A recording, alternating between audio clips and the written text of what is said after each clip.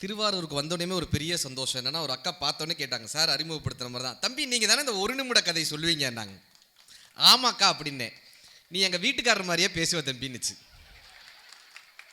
எனக்கு பக்குன்னு இருந்துச்சு. இப்போ இந்த அம்மா நம்மளை பாராட்டுறாங்களா? இப்போ நான் என்ன ரியாக்ட் பண்ணணும்னு எனக்கு தெரியல. நான் கேட்டேன், ஏன்க்கா உங்கள் வீட்டுக்காரர் அவ்வளோ நல்லா பேசுவாரா அப்படின்னேன். அதெல்லாம் இல்லை தம்பி, எவன் கேட்குறானோ கேட்கலையே அவர் பாட்டு பேசிகிட்டே இருப்பாரு. இப்போ இந்த அக்கா வீட்டுக்காரரை நான் அவமானப்பட்டதில் எங்கள் கலெக்டர் மேடத்துக்கு எவ்வளோ சந்தோஷம் பாருங்க. புத்தர் யாகம் வளர்த்துக்கிட்டு இருந்தாங்க.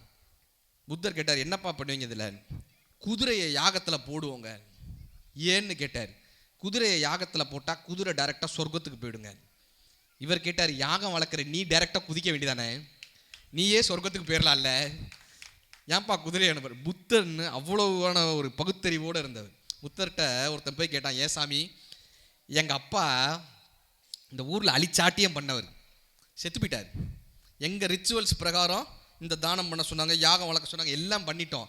ஆனால் அவர் சொர்க்கத்துக்கு போவாருன்ற நம்பிக்கை எனக்கு இல்லை. இந்த ஊரில் அவ்வளவு அழிச்சாட்டியம் பண்ணவர், நீங்கள் பெரிய சாமியாருன்றாங்க, உங்களுடைய இன்ஃப்ளூயன்ஸை பயன்படுத்தி நீங்கள் அவரை கொஞ்சம் சொர்க்கத்துக்கு அனுப்ப முடியுமான்னு கேட்டான். சொர்க்கத்துக்கு அனுப்ப முடியுமான்னு. அவர் உடனே மெட்டீரியல்ஸ்லாம் சொன்னார், நான் சொல்கிறதெல்லாம் நாளைக்கு வாங்கிட்டு வாப்பார். 2 பானை, 2 வெண்ணெய் கட்டி, 2 கல், 1 கம்பு, இதெல்லாம் வாங்கிட்டு வான்னார். இவன் சொன்ன, யாக மெட்டீரியல்ஸ் டிஃப்ரெண்ட்டாக இருக்கு அப்படின்னு 2 பானை, வெண்ணெய் கட்டி, கல் எல்லாத்தையும் எடுத்துகிட்டு வந்தான். நதிக்கரை ஓரமாக நிப்பாட்டினார். இப்போ நான் சொல்கிறத அப்படியே செய்யினார். என்னங்கன்னா, பானைக்குள்ளே வெண்ணெயை போடு, அதுக்குள்ளே கல்லை போடு, 2 பானையிலையும் போட்டான். இப்போ 2ஐயும் தூக்கி தண்ணியில் போடுனார். 2ஐயும் தூக்கி தண்ணியில் போட்டான். இந்த குச்சியை வச்சு அடினார். 2ஐயும் அடித்தான். இப்போ கல் உள்ளர போயிடுச்சு, வெண்ணெய் மேலே மிதந்துச்சு.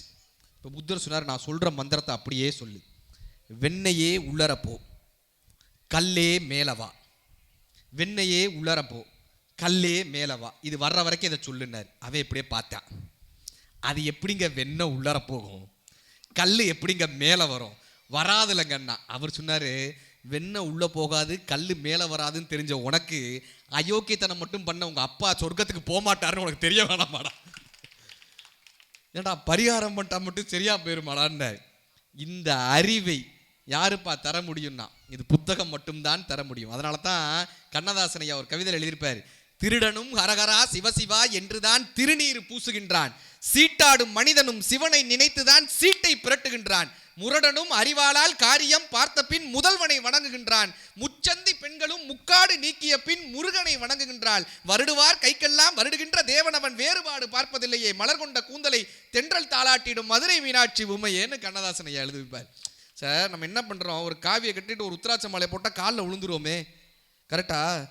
ஜெயமோகன் அவர்கள் சிவமயம்னு ஒரு கதை எழுதியிருப்பார்.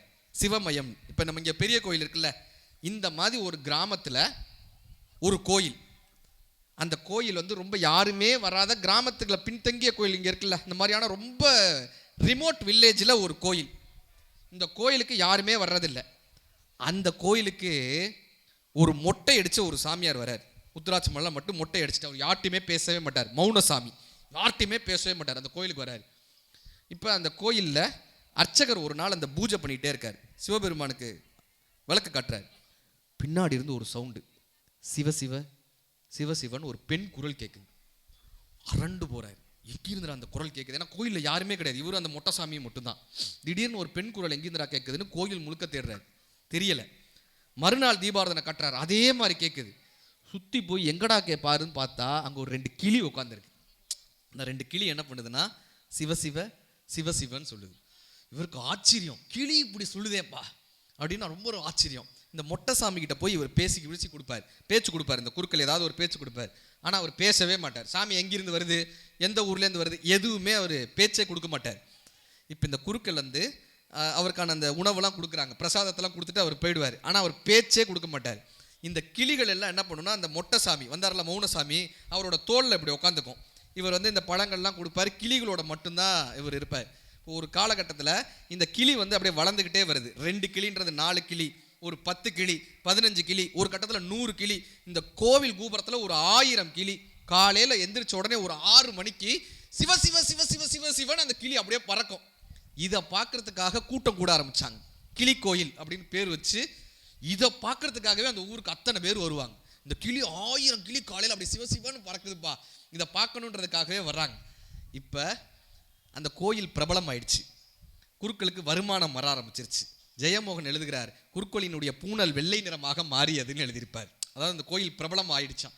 அப்படி அவர் அப்படி அந்த கோயில் எல்லாமே ஃபேமஸ் ஆகிட்டே வருது. இப்போ அவர் எங்கேயுமே வீட்டுக்கெல்லாம் போகிறது கிடையாது, அங்கேயே தான் இருப்பார். இந்த மௌனசாமி மொட்டைசாமி இருக்கார்ல, அவர்கிட்ட ஏதாவது வம்புழுக்கணுன்றதுக்காக இவர் போய் ஒரு நாள் பேசுகிறார். ஏன் சாமி எங்கிருந்து வரீங்க இதெல்லாம் பேசி பார்க்குறாரு. அவர் பேசவே மாட்டுறாரு. இப்போ குருக்கள் சொல்கிறாரு, இந்த ஊரெல்லாம் சுற்றி பார்த்துட்டிங்களா? அவர் அப்பையும் பதில் சொல்லலை. இந்த ஊரில் சரசுன்னு ஒரு பொண்ணு இருக்கும் சாமி, பார்த்துருக்கீங்களான்றார். சரசுன்னு ஒரு திருப்பா தெரியுமான்? இவர் இப்படி முறைக்கிறார். இப்போ சரசுன்னு அப்படி இருப்பா சாமி, நடந்தா அப்படி அழகு, உட்காந்தா இப்படி அழகு, எந்திரிச்சா இவர் வர்ணிக்கிறாரு. இப்போ அந்த மொட்டைசாமிக்கு அவ்வளோ கோபம், எந்திரிச்சு போயிடுறாரு. மொட்டைசாமிக்கு இவர் பேசுறது பிடிக்கலன்னு எந்திரிச்சு போயிடுறாரு. 2 நாள் ஆகுது. இப்போ இந்த குருக்களுக்கு ஒரு குற்ற உணர்வு ஏற்படுது. அவர் என்ன பண்ணுறாருன்னா மன்னிப்பு கேட்டு போயிறார். நான் சும்மா தான், நீங்கள் எதுவுமே பேச மாட்டீங்கன்றதுனால உங்கள்கிட்ட சொல்லணுன்றதுக்காக அதை சொல்லிட்டு போயிட்டு என்னை மன்னிச்சிருங்கன்ட்டு இவரும் போயிட்டார். இப்போ 1 நாள் ஆச்சு, 2 நாள் ஆச்சு. இவர் இந்த கிளிக்கு பழம் கொடுத்துட்டு இருப்பார்ல, இப்படி கிளிக்கு பழம் கொடுக்கும்போது ஒரு கிளி சிவசிவன்னு சொல்லுச்சு, இன்னொரு கிளிக்கு இப்படி பழம் கொடுத்தாரு, அது சரசுன்னுச்சு. இவர் மிரண்டு போனார். யாரா இந்த கிளிக்கு சரசுன்ற வார்த்தையை சொல்லி கொடுத்தது, யாரா இதுக்கு சொல்லி கொடுத்ததுன்னு இவர் இப்படி மிரண்டு போய் பார்க்குறாரு. அதுக்கு அந்த கிளி என்ன மாத்தினாலும் சொல்ல மாட்டேங்குது, சரசுன்னே சொல்லுது. இப்போ இந்த சரசுன்ற வார்த்தையை கிளிக்கு யாரும் சொல்லி கொடுத்துருப்பாங்க? இப்போ குருக்கள் சொல்லியிருப்பாருன்னா அவர் ரொம்ப நல்ல மனுஷன் மாறிட்டார். இப்போ இந்த வார்த்தை எப்படி தெரிஞ்சிச்சுன்னு இவருக்கு தெரியல. இவர் யாரால் என்ன பண்ணுறதுனே தெரியல. ஒரு கிளி 2 கிளி ஆகுது, இப்போ 3வது கிளி 4வது கிளி, இப்போ ஒரு 5 கிளி சிவசிவன் சொன்னால் 5 கிளி சரசுன்னு சொல்லுது. இவர் என்ன பண்ணுறாரு, அந்த கிளியை ஜெயமோகன் எழுதுறாரு, அந்த கிளியினுடைய தலையை அப்படியே திருகி அதை அந்த காம்பவுண்ட் சுவர்லேருந்து தூக்கி போடுறாரு. கிளி இறந்து விட்டதான்றதை எப்படி தெரிஞ்சுக்கலான்னா, அடி வயிற்றில் ஒரு சூடு இருக்குமா கிளிக்கு, அந்த தலையை திருகி அடி வயிற்றினுடைய சூடு தெரிய உள்ளங்கையில் வைத்து அப்படியே திருகி ஒரு நாளைக்கு 10 கிளின்னு தூக்கி போடுறாரு. 10 கிளி 15 கிளின்னு தூக்கி போடுறாரு. ஆனால் அந்த கிளிகள் திரும்பவும் வளர்ந்துக்கிட்டே வருது, சரசுன்னு சொல்லக்கூடிய கிளிகளே. ஒரு நாள் இவருக்கு சந்தேகம், யாரு தாண்டா அதை சொல்கிறாங்க, யார் இந்த கிளிகளுக்கு இந்த சரசுன்ற வார்த்தையை கற்றுக் கொடுத்தாங்க? இவர் தூங்கிட்டு இருக்காரு. தூங்கும்போது இவர் காது கிட்டக்க ஒரு குரல் கேட்குது, சரசுன்னு. டக்குன்னு முழிச்சு பார்க்குறாரு, அங்கே ஒரு கிளி நின்றுட்டு இருக்கு. இவர் வாயிலிருந்து வந்திருக்கு தூக்கத்தில். இவர் சிவசிவன் சொல்லும்போது கிளி கேட்டு சிவசிவன் சொல்லியிருக்கு. இவர் தூக்கத்தில் சிவன் போயிட்டாரு, சரசு உள்ளார உட்காந்துருச்சு. இவர் தூக்கத்தில் சரசுன்றாரு, இதை கேட்டுட்டு கிளியும் சரசுன்னுது. இப்போ இவருக்கு தெரியுது, வேற யார் மூலமாகவும் இந்த கிளி இந்த பேரை கற்றுக்கல, ஏன் மூலமாக தான் இதை கற்றுட்டு இருக்குன்றது இவருக்கு தெரியுது. ஆனால் இவரால் மாற்றிக்க முடியலை. ஒவ்வொரு முறை இவர் தூங்கும் போதும் இவர் அறியாமல் அந்த பேர் வெளியே வருது. 10 கிளி 20 கிளி ஆகுது, 20 கிளி 200 கிளி ஆகுது. ஒரு கட்டத்தில் காலையில் 6 மணி ஆச்சுன்னா அந்த கோயில் கோபுரத்தில் ஒரு 1000 கிளிகள் சரசுன்னு பறந்து போகுது. இப்போ இந்த ஊரில் கோயிலை விட சரசு ஃபேமஸ் ஆயிட்டாங்க. ஒரு கட்டத்தில் அந்த கோயில் தர்மகர்த்தா என்ன பண்ணுறாரு, இந்த குருவி சுடுறவங்களெல்லாம் கூப்பிட்டு வந்து அத்தனை கிளிகளையும் வேட்டையாட சொல்லிடுறாரு. இது அந்த ஊருக்கே கெடுதுன்னு சொல்லிட்டு வேட்டையாட சொல்லிடுறாரு. இந்த குற்ற உணர்வு தாங்காமல் இந்த மௌனசாமி எங்கு போவதென்று தெரியாமல் கோவிலில் இருந்து வெளியே போனார். அவர் போய் எங்கு போறதுனே தெரியாமல் ஒரு வீட்டின் வாசலில் அமர்ந்தார். அந்த வீடு தான் சரசுவின் வீடுன்னு ஜெயமோகன் அவர்கள் அந்த கதையை முடிச்சிருப்பார். இப்போ ஏதோ ஒரு வகையில் நம்ம செய்யக்கூடிய ஒரு தவற ஒரு எழுத்தாளனால மட்டும்தான் ஒருத்தனுடைய டார்க் சைடை சொல்ல முடியும். ஒரு கருப்பு பக்கம் இருக்குல்ல, ஒவ்வொரு மனிதருக்குள்ளேயும் நம்ம பார்க்கறது பாசிட்டிவ் ஃபேஸ், அவர்களுக்குள்ளே இருக்கக்கூடிய அந்த நெகட்டிவ் ஃபேஸை யாராலப்பா சொல்ல முடியும்னா எழுத்தாளனால் மட்டும்தான் சொல்ல முடியும். சில பேர் சார் கோயிலுக்கு வந்தாக்க சாமிக்கு பயமாக இருக்குது, ஐயோ இவன் வந்தால் என்னடா பண்ண போகிறேன் அப்படின்னு. பிரான்சிஸ் கிருபா ஒரு கவிதையில் எழுதியிருப்பார், எந்த வேண்டுதலும் இல்லாமல் கோவிலுக்கு நுழையும் பக்தனை பார்க்கும்போது கடவுள் விடும் பெருமூச்சு கோவிலை நிரப்புகிறது. பின்பு கடவுள் தனக்குள் சொல்லிக் கொள்கிறார், இவர் ரொம்ப நல்லவன்டான். ₹1 போட்டு 1000 வேண்டுதல் வைக்கிறானே நம்மால், கடவுள்கிட்ட போய் என்னையா கேட்கறதுன்னா நிம்மதியை கொடுங்கயான்னு கேட்கறது தானங்க கடவுளுடைய ஒரு பெரிய விஷயம்னு வச்சுருந்தாங்க. இப்போ சமீபத்தில் பழனிக்கு ஒரு நிகழ்ச்சிக்கு போகிறேன், ஸ்லீப்பர் பஸ்ஸில் பழனிக்கு போகிறேன். ஒருத்தர் நைட்டு பூரா நடந்துக்கிட்டே இருந்தார் சார், நைட்டு பூரா நடக்கிறாரு. எதுக்குடா அவர் நடக்கிறாருன்னு பார்க்குறேன், இவர் தூக்கத்தில் நடக்கிற வியாதியா, நைட்டு பூரா எதுக்குடா நடக்கிறாரு. காலையில் இறங்கி சார் பழனி பஸ்ஸில் அந்த ஸ்லீப்பர் பஸ்ஸை தொட்டு கும்பிட்டார், முருகான்னார். ஏன்பா இதை தொட்டு கும்பிட்டார்? அவன் சொன்னால், நான் ஒரு வேண்டுதல் வச்சுருந்தேன். அந்த வேண்டுதல் நிறைவேறிடுச்சுன்னா பழனிக்கு நடந்து வரேன்னு வேண்டிக்கிட்டேன். எது? பஸ்ஸில். வேண்டுதல் நிறைவேறிடுச்சுன்னா இவர் நடந்து வராராம். யாரையா ஏமாத்துறீங்க? கண்காணி இல்லை என்று கள்ளம்பல செய்குவார், கண்காணி இல்லாத இடமில்லை காணுங்கால், கண்காணியாக கலந்தொழிந்து நின்றானே, கண்காணி காலுங்கால் களவொழிந்தாரே. நாங்கள் கரெக்டா நம்ம என்ன பண்ணிடுறோம்னா ரிச்சுவல்ஸை கரெக்டாக பண்ணிடுறோம் சார். ஆனால் அதற்கான காரணமே தெரிய மாட்டேங்குதே. வீட்டில் கோலம் போடுவோம்ல, இங்கே எத்தனை பேர் வீட்டில் கோலம் போடுறோம்? கோலம் எதில் போடுவீங்க? அரிசி மாவில் போடுறீங்களா? இந்த அரிசி மாவில் கோலம் போடும்போது பக்கத்தில் ஒரு செம்மண் இட்டு கோலம் போடுவோம் தெரியுமா? வெறும் வெள்ளை கலரில் போடக்கூடாது, செம்மண் ஒன்று போடுவாங்கல்ல பக்கத்தில். அதுக்கு பேர் என்ன தெரியுமா? தர்மவழின்னு பேர். நம்ம முன்னோர்களுடைய மிகப்பெரிய அறிவு தர்மவழி. என்னப்பானா, அரிசி மாவில் கோலம் போடும்போது எறும்புகள்லாம் வந்துடும். எறும்பு வந்து வீட்டுக்குள்ளே போயிடும். நம்ம காலை வச்சு எறும்பை மிதிச்சிருவோம். நம்மளே கூப்பிட்டு நம்மளே மிதிச்சிடக்கூடாதுப்பா. எறும்புக்கும் ஒரு வழி போடணுன்றதுக்காக செம்மணிட்டு கோலம் போட்டு எறும்பிற்கும் ஒரு தர்ம வழியை உருவாக்கினவங்க நம்ம முன்னோர்கள். இப்போ மார்கழி மாசத்துல காலையில் எந்திரிச்சு கோலம் போட்டால் வீட்டில் தேவதைகள் வருவாங்கன்னு அர்த்தம். கரெக்டாக? விடிய காலையில் 4 மணிக்கு. நீங்கள் எங்கள் ஊர் சென்னையிலலாம் வந்து பாருங்கள், நைட்டு 11 மணிக்கு கோலம் போடுங்க. நிறைய பேர் நைட்டு 11 மணிக்கு. ஏன்னா காலையில் தேவதைகள் வரும்போது அப்படி கோலம் போட்ட மாதிரி தெரிஞ்சிருமா, தேவதையை ஏமாத்திராயலாம். நான் சொன்னேன், நைட் காலையில் கோலம் போட்டேன்னா தேவதை வரும், 11 மணிக்கு கோலம் போட்டால் பிசாசி தான் வரும். கரெக்டா? அப்படி காலையில் அது கோலம் ஸ்டிக்கர் ஒட்டிடுறாங்க. இன்னைக்கு நம்ம ஃபார்மாலிட்டியை கரெக்டாக பண்ணிடுறோம். ஏன்னு தெரியறதே கிடையாது. வீட்டில் மாவிலையை ஒட்டினா நல்லதுன்னு அர்த்தம். கரெக்டாக சார்? பிளாஸ்டிக் மாவிலையை வாங்கி மாட்டியிருக்கோம். இன்றைக்கி எத்தனை பேர் வீட்டில் மாட்டியிருக்கோம்? காலையில் எந்திரிச்சு இறை பாடல்களை காலையில் பாட சொன்னாங்க. கரெக்டாக? எந்த இதாக இருந்தாலும் சரி, இறை பாடல்களை காலையில் பாடுங்கப்பா, நல்லதுன்னு. நாங்கள் ஒரு நாளை தொடங்கும் போது பாசிட்டிவாக இருக்கும். நம்ம என்ன பண்ணுறோம்? யூடியூப்பில் போட்டு விட்டுறோம். அது யூடியூப் கத்திக்கிட்டு இருக்கு வீட்டில். நம்ம ஒரு பக்கம் கத்துவோம், யூடியூப் ஒரு பக்கம் கத்துவோம். நம்ம பாடினோன்னா நமக்கு புண்ணியம் கிடைக்கும். யூடியூப் படிச்சுன்னா யூடியூப்புக்கு தான் வருமானம் கிடைக்கும், நமக்கு புண்ணியம் கிடைக்கும். நம்ம இந்த ரிச்சுவல்ஸை கரெக்டாக பண்ணிடுறோம். ஆனால் அதற்கு பின்னால் இருக்கக்கூடிய காரியங்கள் இருக்கான்றத புத்தகம் தான் சார் நம்ம கற்றுக் கொடுக்கும். அறிவு சார்ந்து ஒரு விஷயத்தை பண்ணணும்னா நம்ம கையில் புத்தகம் இருக்கணும். பகவத்கீதைன்றது புத்தகம் தான், பைபிள்ன்றது புத்தகம் தான், குரான்றது புத்தகம் தான். நம்ம என்ன தெரியுமா பண்ணுறோம்? அதை படிக்கிறதே கிடையாது, பூஜை பண்ணிக்கிட்டே இருக்கோம். ஏன்னா பூஜை பண்ணுறது ரொம்ப ஈஸி, படிக்கிறதுக்கு கொஞ்சம் மெனக்கடல் வேணும். கரெக்டா? இப்படி போங்கப்பானா நம்ம இந்த கையை பார்த்து கும்பிட்றது ஈஸி, அந்த பக்கம் நடக்கிறது ரொம்ப ரொம்ப கஷ்டம். பகவத்கீதையை பூஜை செய்தால் ஒரு புண்ணியமும் கிடையாது, எடுத்து படித்தால் மட்டும்தான் அதற்கான காரியங்கள் நடக்கும். ஒவ்வொரு புத்தகமும் பகவத்கீதை தான். நான் ஒரு 60ஆம் கல்யாணத்தில் போய் பேச போயிருந்தேன். ஒரு 70ஆம் கல்யாணம். அது அந்த அம்மாட்ட கேட்டேன், ஏம்மா ஏம்மா நீங்கள் 50 வருஷம் அவரோட குடும்பம் நடத்துனீங்களே, என்ன அவரோட குடும்பம் நடத்துனீங்களே 50 வருஷம், அதை பற்றி ஏதாவது சொல்லுங்கன்னு. அந்த அம்மா ஒரே வார்த்தை சொல்லுச்சு, இந்த ஏன்றதுல 50 வருஷம் வாழ்க்கை இருக்கு, அடக்கிருச்சு அதுக்குள்ளார. இப்போ நாங்கள்லாம் இந்த புத்தகம்லாம் படிக்கிறோம்ல சார், திருக்குறள்லாம் படித்தா என்ன பண்ணோம்? திருக்குறளை வீட்டில் வச்சுட்டு போயிருக்கணும். கரெக்டாக? நான் சும்மா இருக்க மாட்டேன். இந்த மாதிரி எதையாவது படித்தா வீட்டில் டெஸ்ட் பண்ணி பார்க்குறதுன்னு.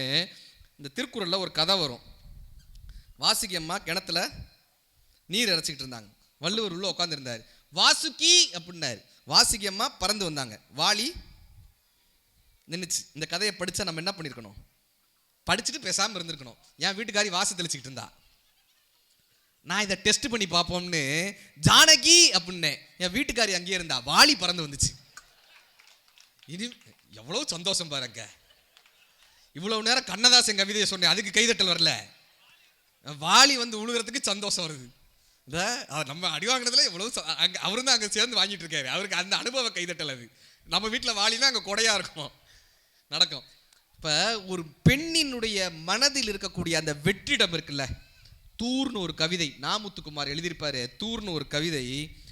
வேப்பம்பூ மிதக்கும் எங்கள் வீட்டு கிணற்றில் வருடத்துக்கு ஒரு முறை தூர்வாரும் உற்சவம் நடக்கும்.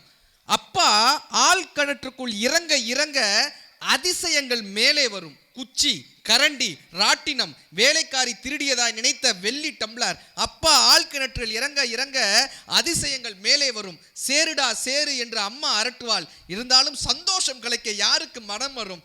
படை வென்ற வீரனாய் அப்பா தலை சொட்ட சொட்ட வருவார். இன்று வரை அம்மா கதவுக்கு பின்னால் இருந்துதான் அப்பாவோடு பேசுகிறாள். அப்பாவும் மறந்தே போனார், தன் மனதுக்குள் தூர் எடுக்கன்னு எழுதியிருப்பார். கிணத்துக்குள்ள தூர் எடுக்க தெரிஞ்ச அப்பாவுக்கு சார் சமீபத்தில் சே கார்த்திகான்னு ஒரு கவிஞர் அவங்க எழுதியிருந்தாங்க. போன்சாய் மரங்களுக்கு நீர் வார்ப்பவள்னு ஒரு கவிதை அதில் எழுதியிருந்தாங்க. அப்படியே வரிகளை புரட்டி போட்ட ஒரு வரி.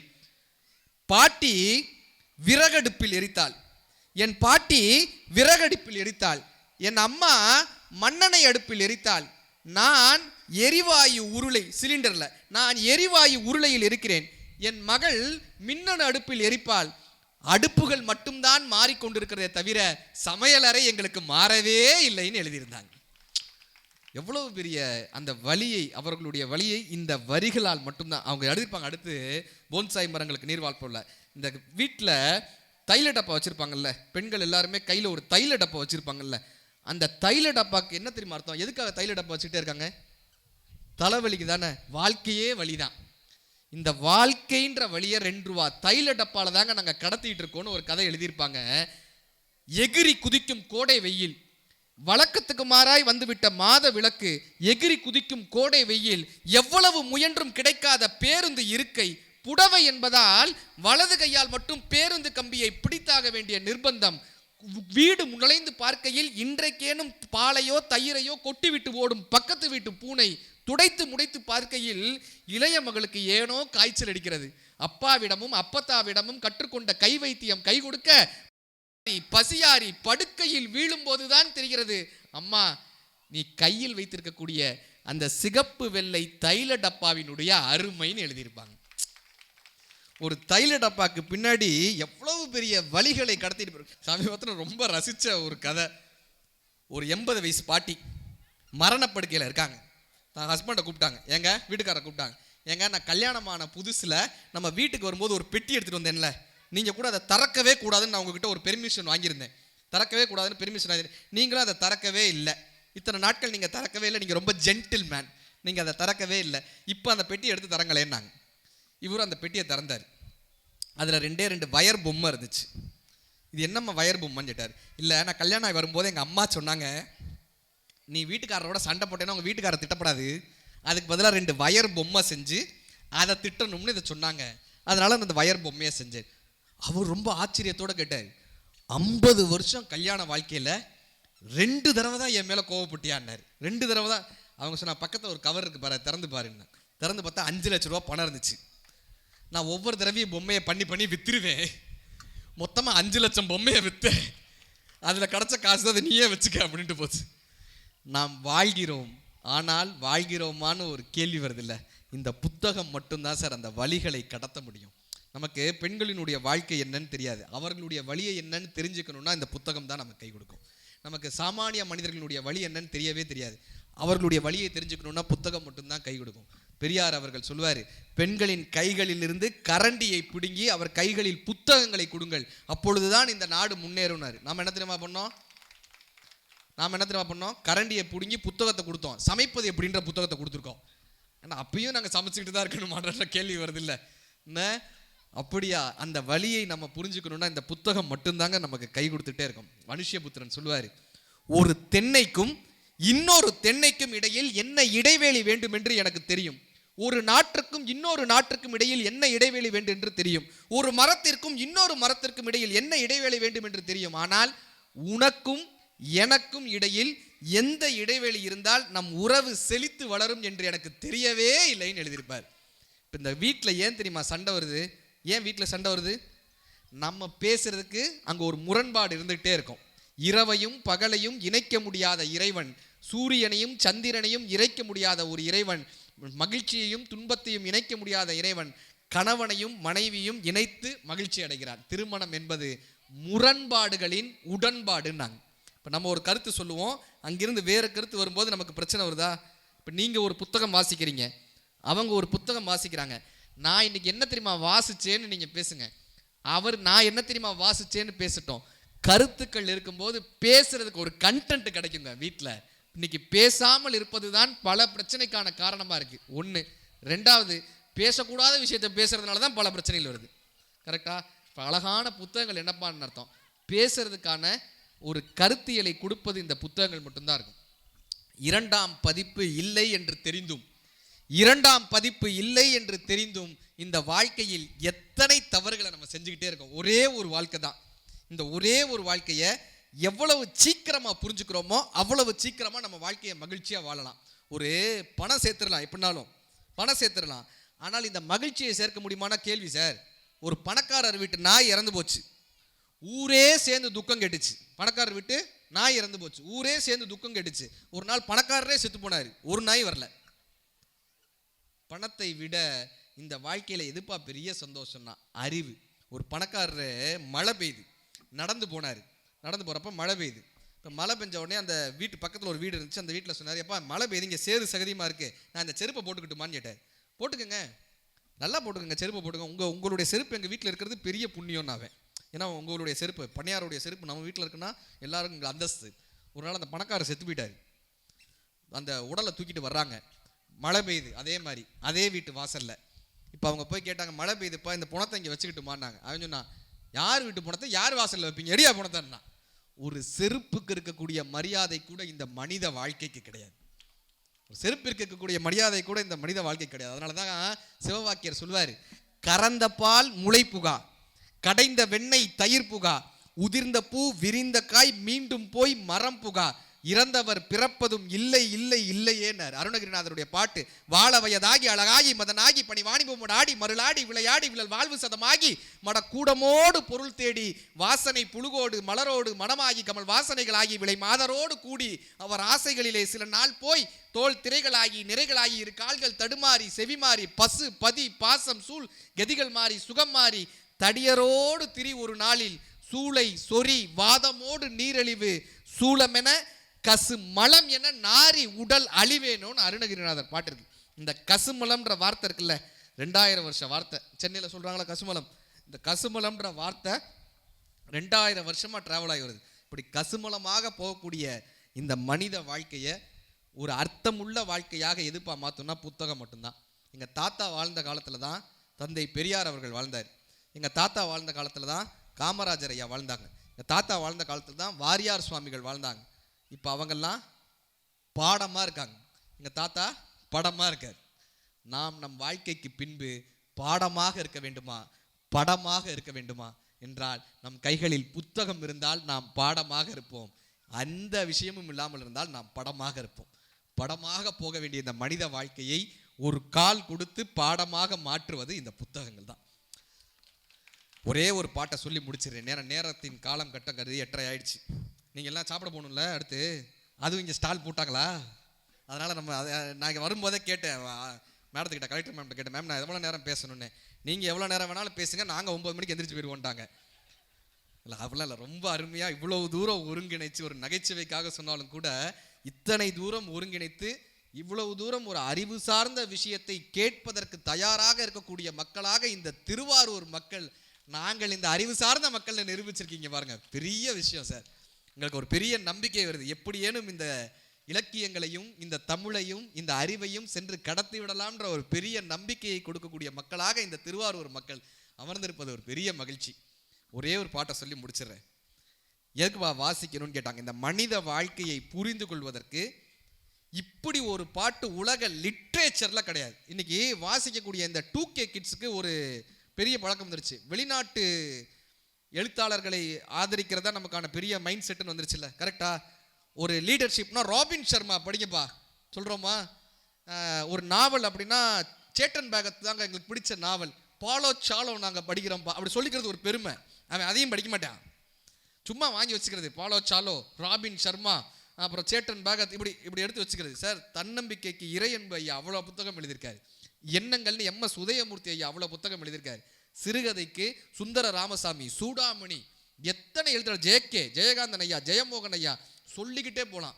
அதே போல நாவல்களுக்கு S ராமகிருஷ்ணன், உங்களுடைய ஊரை சேர்ந்தவர் ராஜு முருகன், வட்டியும் முதலும்னு அவ்வளோ புத்தகம். இந்த திருவாரூரை சேர்ந்த எத்தனை எழுத்தாளர்கள் வந்திருக்காங்க, ஜானகிராமன் ஐயா, அத்தனை எழுத்தாளர்கள் இந்த ஊர் கொடுத்த மிகப்பெரிய பொக்கிஷம். நான் என்ன சொல்றேன்னா, வெளிநாட்டு எழுத்தாளர்களை படிக்கலாம், நமக்கு ஒன்றும் இட்லியே ஜீரணமாகலை, பீஸாவும் பர்கரும் எப்படி ஜீரணமாகும்?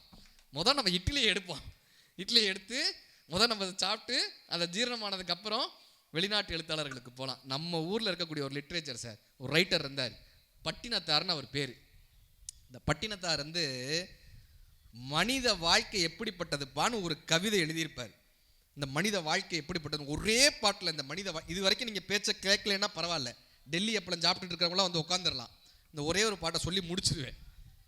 இந்த மனித வாழ்க்கை எப்படிப்பட்டதுப்பான்னு பட்டினத்தாருடைய ஒரு பாட்டு. ஒரு மட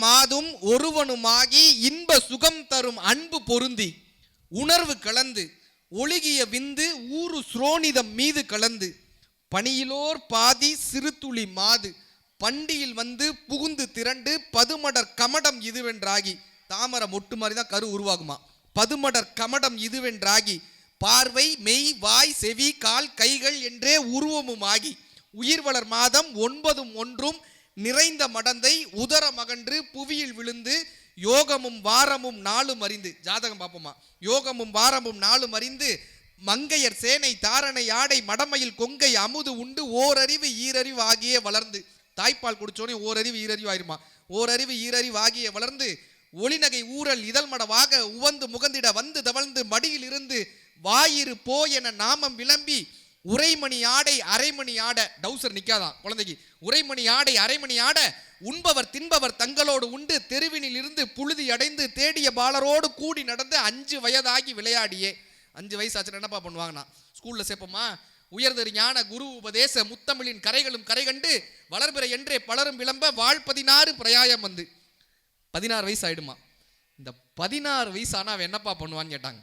மயிர்முடி கோதி ஸ்டைல் பண்ணிப்பானா, மயிர்முடி கோதி 60 நீல வண்டமர் தந்தொடை கொண்ட புனைந்து மணிப்பொன் விளக்கு பணியும் அணிந்து, இப்படி காப்பு போட்டுப்பானா, மணிப்பொன் விளக்கு பணியும் அணிந்து மாதகர் போதகர் கூடி வணங்க மதன சுரூபன் இவன் என மோக மங்கையர் கண்டு மருண்டு திரண்டு விரிவிழி கொண்டு சுழிய எரிந்து மாமையில் போல் அவள் போவது கண்டு, பொண்ணை பார்க்க ஆரம்பிச்சிருவானா, மாமையில் போல் அவள் போவது கண்டு மனது பொறாமல் அவள் பின்னால் சென்று மங்கள செங்கல சந்திகள் கொங்கை மருவ மயங்கி இதழமுது உண்டு தேடிய மாமுதல் சேர வழங்கி, காசை கொண்டு போய் கொடுத்துருவானா, தேடிய மாமுதல் சேர வழங்கி ஒரு முதலாக முது பொருளாக தேடிய தனங்களை வம்பில் இழந்து மதன வதன சுரூபம் இதுவென்று வாலிப கோலமும் வேறு பிரிந்து வளமையும் மாறி இளமையும் மாறி வன்பல் விழுந்து இரு கண்கள் 2 வயது முதிர்ந்து செவிதிமிர் வந்து கலியுகம் மீதினில் இவர் மரியாதை கண்டவர் நெஞ்சம் சஞ்சலம் மிஞ்ச. இவர் எவ்வளவு பெரிய பணக்காரர் தெரியுமாப்பா, இவர் எவ்வளவு பெரிய பதவியில் இருந்தார் தெரியுமாப்பா, இப்படி பார்த்தவங்க. கலியுக மீதினில் இவர் மரியாதை கண்டவர் நெஞ்சம் சஞ்சலம் மிஞ்ச கலகலவென்று மலசலம் வந்து கால்வழி மேல்வழி சேர நடந்து தெளிவு மின்றி உரைதடு மாறி சிந்தையும் நெஞ்சமும் உலர்ந்து தவின்று தினமும் அலைந்து தேரினல் ஆதரவு எதுவென நொந்து மறையவன் வேதம் எழுதியவாறு வந்தது கண்டம் என்று தெளிந்து இனியன கண்டம் இனியன தொந்தம் மேதினி வாழ்வு நிலாதினி என்று கடன்முறை பேசும் என உரை நாவும் தங்கி விழுந்து, நாக்கு இழுத்துக்குமா கடைசி காலத்துல, கடன்முறை பேசும் என உரை நாவும் தங்கி விழுந்து கையால் மொழிந்து, இதை கொண்டு வாயேன் அதை கொண்டு வாயேன், கையால் கடன்முறை பேசும் என உரை நாவும் தங்கி விழுந்து கையால் மொழிந்து கடைவாய் கஞ்சி ஒளியிட வந்து பூதமும் நாளும் சுவாசமும் நின்று நெஞ்சு தடுமாறி வரும் நேரமே, ஹார்ட் அட்டாக் வந்துருமா, நெஞ்சு தடுமாறி வரும் நேரமே யாருப்பா வருவாங்கன்னு கேட்டாங்க.